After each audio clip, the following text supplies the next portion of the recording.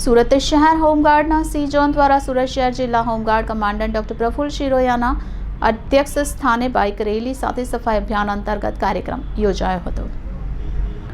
સુરત શહેર હોમગાર્ડના C zone દ્વારા bike rally અને સફાઈ અભિયાન કાર્યક્રમનું આયોજન કરવામાં આવ્યું। સુરત શહેર જિલ્લા કમાન્ડન્ટ હોમગાર્ડ ડોક્ટર પ્રફુલ્લ શિરોયાની અધ્યક્ષતામાં આ વર્ષે હોમગાર્ડ દિવસની ઉજવણીના ભાગરૂપે C zone officer commanding Girish H Patel,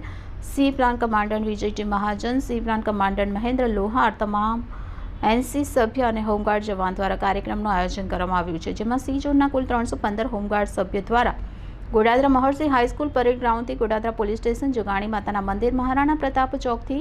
આસપાસ Godadara Maharshi high school parade ground સુધી બાઇક રેલીમાં ભારતની એકતા, રૂટ માર્ચ તથા પ્રભાત ફેરી, વ્યસન મુક્ત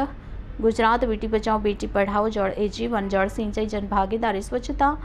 જીવન જીવતા, રક્તદાન અને મરણ બાદ ચક્ષુદાન અને દેહદાન,